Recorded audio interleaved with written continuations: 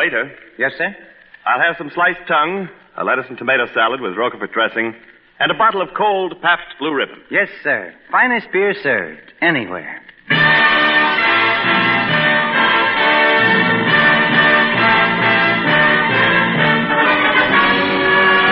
From Hollywood, Pabst Blue Ribbon, finest beer served anywhere, proudly presents...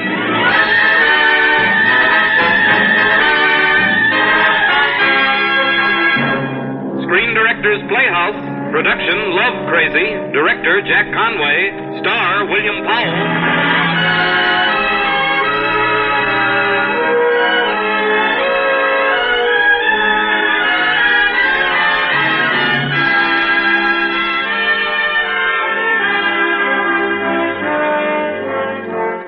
The Hollywood Screen Directors present A Little Love, A Little Laughter. The motion picture comedy, Love Crazy, starring William Powell.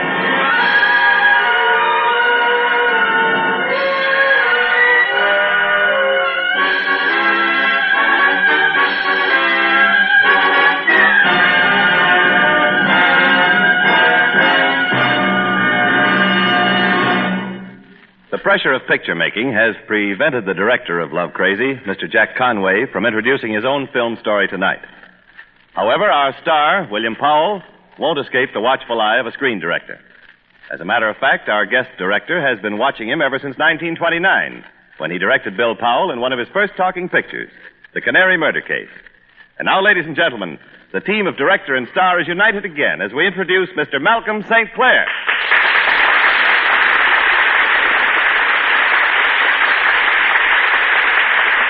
Thank you. You know, it would make a pretty good story had I told Bill Powell 20 years ago that he'd never be an actor. But I didn't. I thought he was swell. So all I can say about his success is I knew it all the time. Now I'm going to join the rest of you in enjoying one of Bill's most amusing roles, the part of Steve Ireland in Love Crazy. Here it is.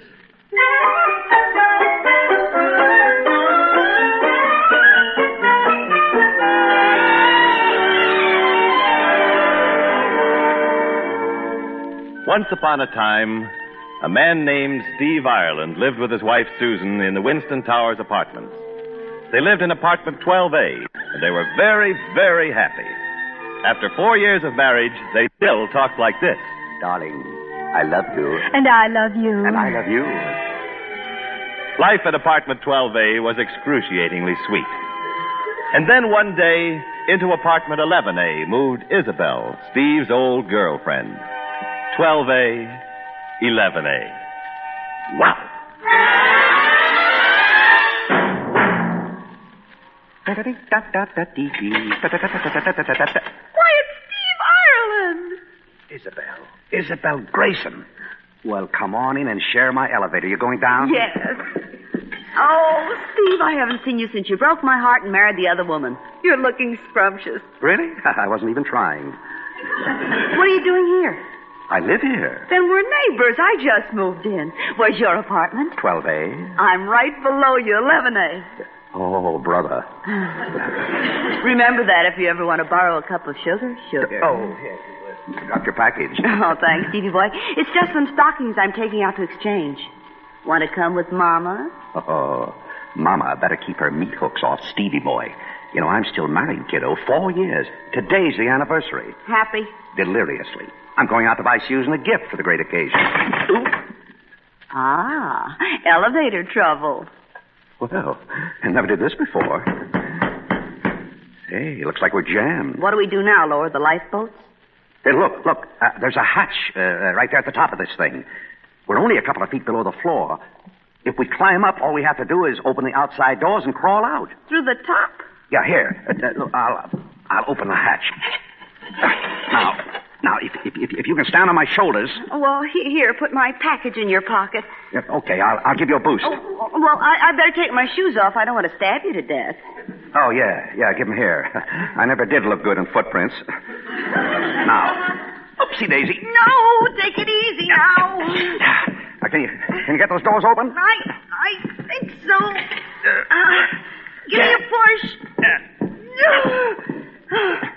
I'm all right. Want a hand, Steve? Would you offer a hand to Climo, the human fly? So here I come.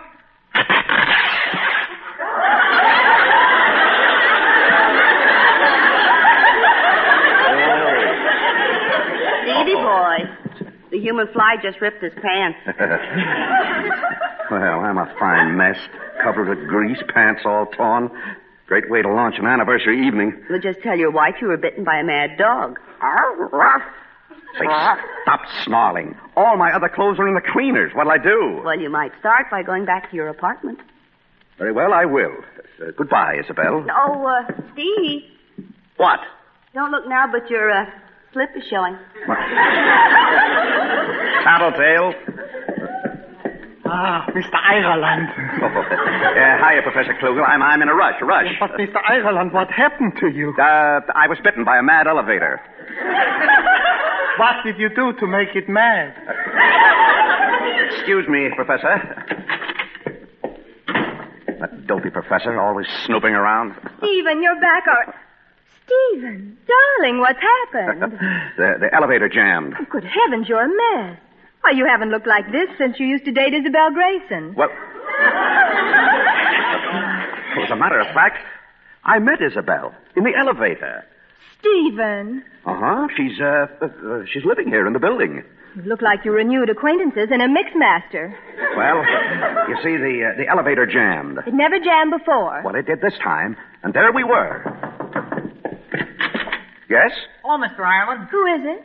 Oh, it's the bellboy, dear. Mr. Ireland, Miss Isabel Grayson asked me to ask you if she could have her shoes back. Shoes? Her shoes? Oh, yes, sure. Right here in my pocket. There you are. Well, Susan, as I was saying, there we were in this jammed elevator. Mm-hmm. And you both took off your shoes and played toesies. No, darling, you don't understand. Her shoes were in my pocket. Oh, they were? Where were her feet? On my head. On our anniversary? No, on my head. You see... Pardon me, Mr. Ireland. Oh, you still here? Yeah, Miss Grayson says she also wants her stockings back. Stockings? Oh, sure. Right in my pocket. Go on, dear. The elevator was jammed, and there you were. And, Mr. Ireland, Miss Grayson also says... Oh, no. But, Mrs. Ireland... If you say what I think you're going to say, so help me, I'll murder him. Miss Grayson also says thanks. You know, for a minute, you even had me scared. Well, thanks, Mr. Ireland. Bye. Now, if you'll hand me my coat, Mr. Ireland, I'll thank you and say goodbye, too. Oh, Susan, you don't understand. I don't want to be unfair about this, Stephen. I'm going out for a walk and think it over. But that's silly. And do something about those pants. Oh, for Susan. Steve, the terrace. Come out on your terrace. Isabel. She got me into this mess. She's going to get me out of it. Here I am, lover boy, down here. How's the little woman? Miserable, thanks to you. Isabel, I've got to get out to buy a gift for Susan, and all I've got to wear are these torn pants. Oh, I see a needle and thread coming into my life. Here, I'll throw them down to you. And hurry. Look, chum, when I sew you up for another woman, I'll take my own sweet time.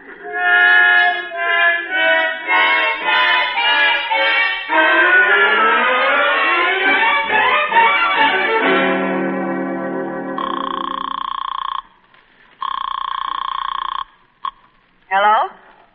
Isabel, this is Steve. How's the pantsless wonder? Dying by inches. You've had them more than an hour. If you don't stop rushing me, I'm going to sew sandpaper into the seat. But Susan will be back soon, and I haven't even bought her an anniversary present. You talk about Susan while I sit here slaving so you can go around showing off, wearing pants. Isabel! Oh, bellboy. Gotta get a bellboy. Bellboy! Where's the bellboy? Ah, Mr. Ireland. Oh, yeah. Hiya, Professor Klugel. Is there a bellboy in the house? Mr. Ireland, you forgot your pants. I did not. These, my dear Professor, are invisible pants. Invisible pants? On you, they look good. Thank you, Professor. Thank you, Mr. Ireland. Oh, bellboy. You calling me, Mr. Ireland? Yeah, look. You've got to help me. I'm desperate. Oh, sure, Mr. Ireland. Look, you've got to buy a present for my wife. An anniversary gift.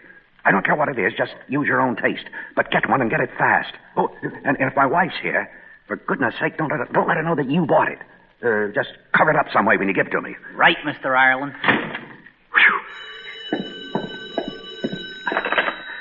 Hello? This is Bertha, the sewing machine girl. Your pants are ready, gorgeous. I'll bring them right up. Bye. No. Steve, darling, I'm back. Oh, brother. Oh, Steve, I've been so silly. Please forgive me, darling. Well, why? Susan, forgive you for what? For doubting your word. Tonight of all times, our anniversary night. Oh, and is it going to be a Lulu? Steve, here are your...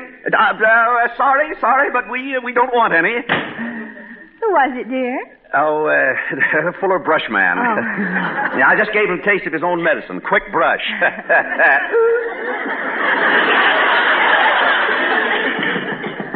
Oh, I'll get it, dear. Hi. Here are your husband's pants. What? That's Susan. Now, Susan. Oh, Stephen. Susan. Oh. Isabel, tell her what happened. Don't be silly. It's your anniversary. Nighty-night. Susie, darling, look, I swear I haven't set foot out of the apartment since you left. Oh, please don't lie to me, Stephen. Honest, darling, I've never lied to you. Say, Mr. Ireland, it's me, Joe the bellboy.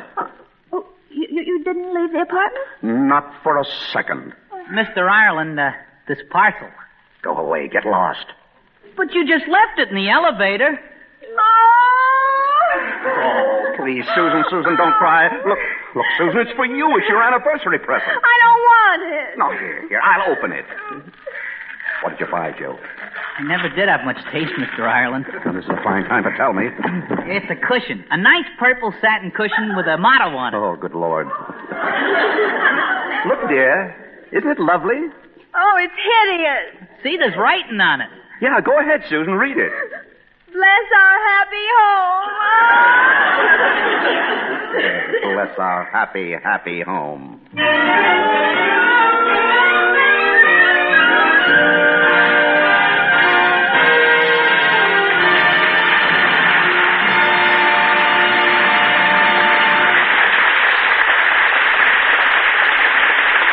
You are listening to the Screen Directors Playhouse production of Love Crazy, starring William Powell, and introduced by screen director Malcolm St. Clair. You are in New York City. The big luxury liner, with your friends aboard, has just pulled away from the dock. You, envious, hot, and excited from waving farewells, walk out into Manhattan's blistering heat. Someday you're going to take an ocean trip. But right now you'd settle for a... Say, wait a minute. What's that little blue sign across the street? Oh, brother. Pabst Blue Ribbon. Finest beer served. Anywhere. Yes, during these hot August days, you're just one of millions of men all over America to whom that Pabst Blue Ribbon sign means welcome relief. For Pabst Blue Ribbon does something more than quench your thirst. It gives you taste. Blue Ribbon taste. The kind of taste you can't get anywhere else in the world except in that Pabst Blue Ribbon bottle. And, fortunately, you can get that Blue Ribbon bottle all over the world. Yes, you hear it everywhere, in New York and New Orleans and Newport and Nashville. Pabst Blue Ribbon. Finest beer served. Anywhere. Your taste will tell you why.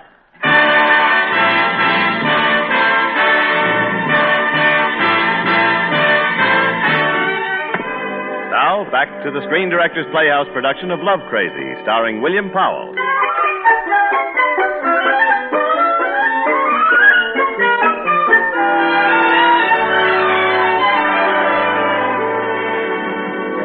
Susan, will you stop packing that suitcase for a minute and listen to me? I will not.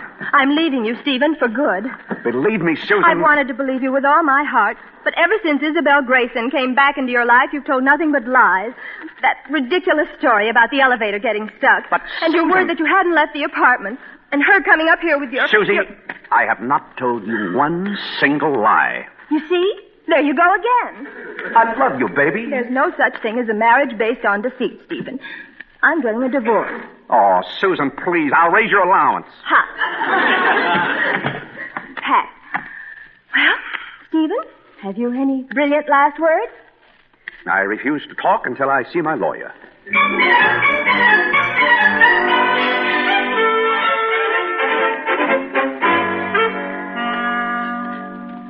that's it, George. Just because of that silly misunderstanding, Susan's going to divorce me. Well, Steve, do you want me to advise you as your friend or as your lawyer? What's the difference? Oh, about $1,000. Let's try the friendly approach. All right, Steve. Move into an apartment house without elevators. That's fine. What do I get if I pay money? Good advice. I'll pay. Next time, be more careful. But there wasn't anything to be careful about, George. I love Susan. You've got to stop this divorce. Well, if she wants to file suit, Steve, there's nothing we can do about it. That's what's driving me crazy. Well, that would do it. What? If you were crazy, Susan couldn't divorce you for 5 years. No. Of course, that's ridiculous. Well, yes, ridiculous. Imagine me crazy. That's very amusing. George. Huh? Supposing I was just to pretend to be crazy. Well, in that case, it would take a postponement of at least 30 days to find out whether you really were crazy. Ah, and that'll give me time enough to convince Susan that she's making a mistake. I'll do it. Do what? Pretend I'm crazy. It can't be so hard. Any idiot can do it. Well, I tell you, you have to have witnesses, you know. I'll get him. Starting with Professor Klugel. Well, who's he? He's an old crackpot who lives across the hall there. He thinks I'm half nuts anyway. Ah, Mr. Ireland. Where's your parachute? Parachute? Aha! There you are, Alexander. Alexander? Mr. Ireland, I don't see nobody. There he is. Standing right in front of you.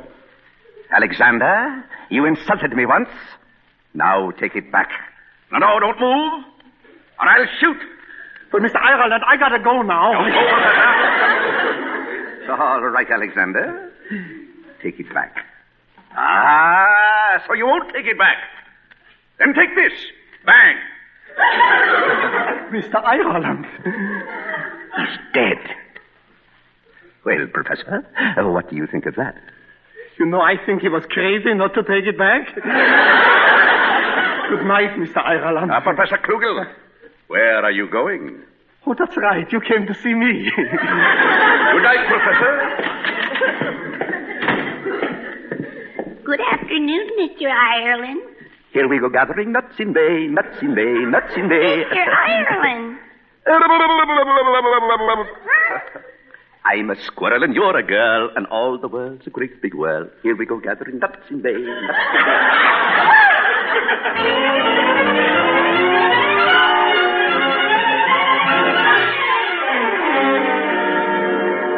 And so, Mrs. Ireland, in view of the evidence submitted by Mr. Ireland's counsel, this court feels that your husband's mental state is doubtful. I wish to investigate the case for a period of 30 days. Thank you, Your Honor. Susan. Why, you fraud. You're not crazy. You're crazy.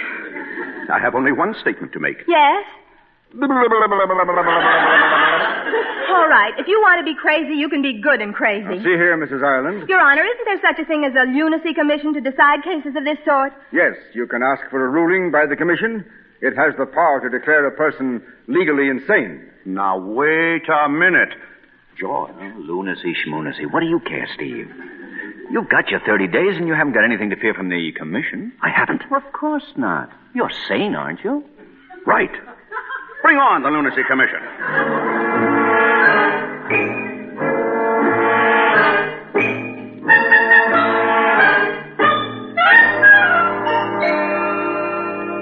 My name is Dr. Pelgrim, Mr. Ireland. The head of the Lunacy Commission will be here in just a minute now. In the meantime, would you mind answering a few questions? Well, you understand this is just a formality. I'm perfectly normal. Of course. Now, do you... No, I don't have bad dreams. I don't hear voices. I don't think I'm being followed. Anything else? Well, yes. I'd like... Oh, well, here's the chairman of the commission now. Well, how do you do, Doctor? Mr. Ireland. Yeah, I've been expecting you. Tell me, how is poor Alexander getting along? Now, Professor, that was just a little joke. Wearing any invisible pants lately? Professor, I know what you're thinking. Are you familiar with this case, Professor? Yeah. In the immortal words of Dr. Sigmund Freud, he is nutty as a fruitcake. Please ask his wife to step in. Yes, this is ridiculous. There's a perfectly logical explanation for my behavior if you'll only listen to me. Yes, Professor Klugel? Mrs. Ireland, I'm afraid we have bad news for you. We must declare your husband legally insane. Will you listen to me? And you, Mr. Ireland, will be put in your wife's custody for a period of 5 years. My custody? There is nothing... Oh, my wife's custody? Well, that's different. Who's loony now, dear? That will be a much nicer arrangement than sending him to some kind of mental institution. Huh? Oh, you mean I can have him locked up? Whenever you wish. Susan, no, you wouldn't. You might fool him, Steve Ireland, but you're not fooling me. Doctor, get the straitjacket. Oh, no. No, you don't. No, please, Mr. Ireland, you must resign yourself. You can resign yourself to a punch and a kisser. See you later, Professor. You know something, Mrs. Ireland? He hit me. You know something, Professor? You're screwier than he is.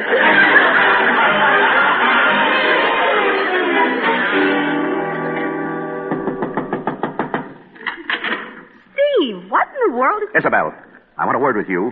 Well, you look frantic. Frantic? They think I'm a raving maniac. They do? Why? Because I had an argument with my wife. Well, that's a reasonable explanation. And it's all your fault. Because of you, my wife left me, and I've been declared legally wacky. Well, that's life, kid. The bitter with the sweet, the good with the bad. Listen, my fine-blown corncob philosopher, we're going to find Susan, you and I, and you're going to tell her everything that's happened, the whole story. Maybe she'll believe you. Oh, sure. We're palsies, your wife and I. Come on, stop arguing.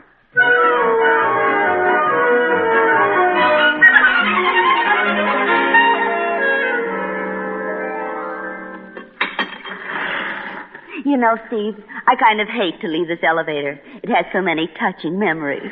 Isabel, stop babbling. Come on, we've got to find Susan. Well, we don't have far to look. Here she comes now. Hello, Stephen. Hi. See, you haven't wasted much time. Oh, Susan, you've come home. Oh, just to pick up the rest of my things.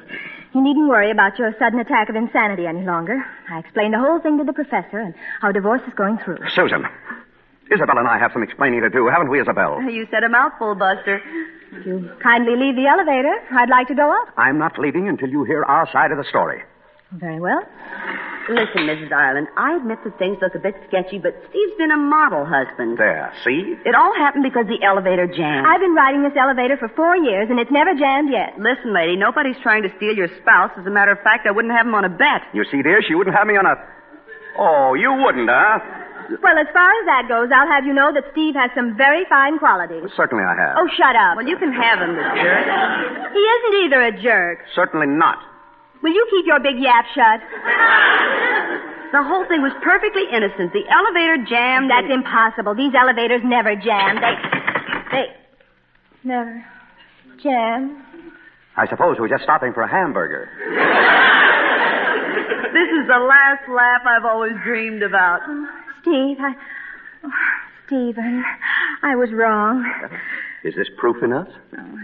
I'm so ashamed of myself. Darling, I love you. Please come home, huh? I should have known.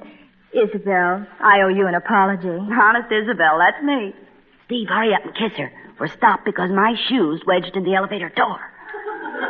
Good, keep it there. What'd you say, dear? I said honesty's always the best policy. Stand by to be kissed. Oh, darling.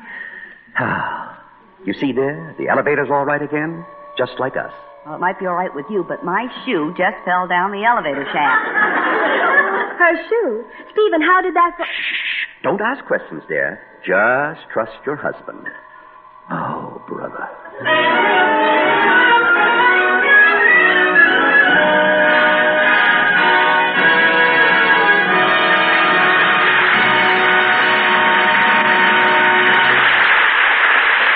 You have just heard the last act of Love Crazy.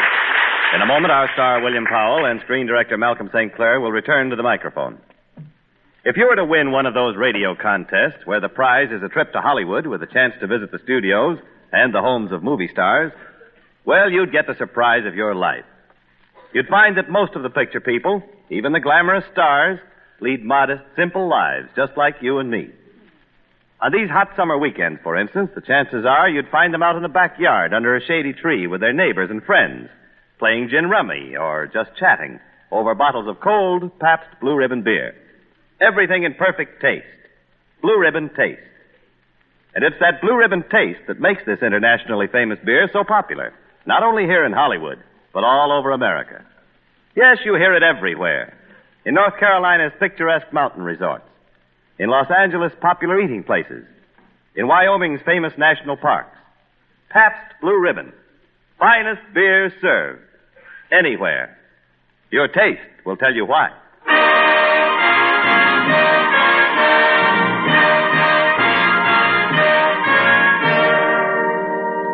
Next week on Screen Directors Playhouse, Pabst Blue Ribbon presents Appointment for Love, starring Charles Boyer with Gail Storm.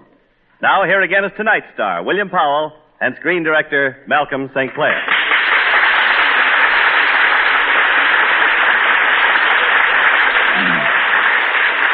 Well, so much for Love Crazy, Mal. Now, we've got some talking to do. You know, I think it's been about 20 years since we made the Canary murder case together.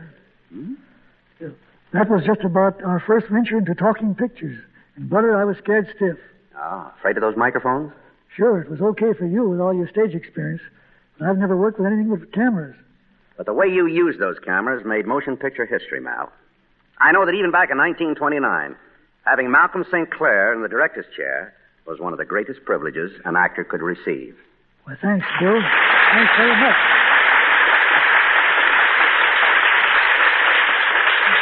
Good night, Mal. Good night, everyone. And good night to you, William Powell and Malcolm St. Clair. Remember, tomorrow begins another weekend. 2 wonderful days to picnic on the beach, swim in the lake, or just relax on your own back porch. Be sure you have plenty of Pabst Blue Ribbon beer cooling in your refrigerator.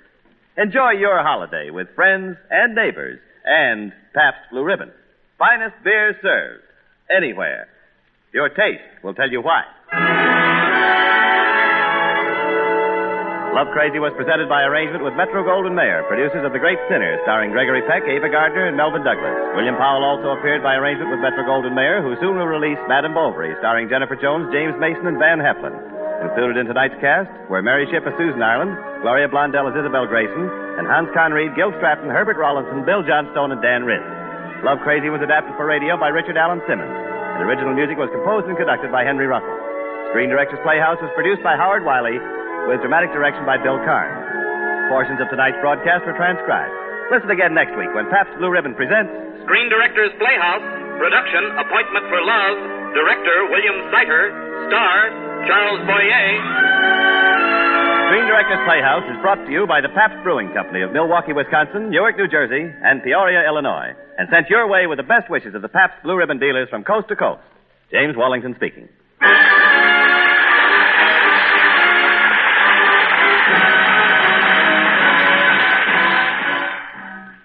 This is NBC, the national broadcasting company.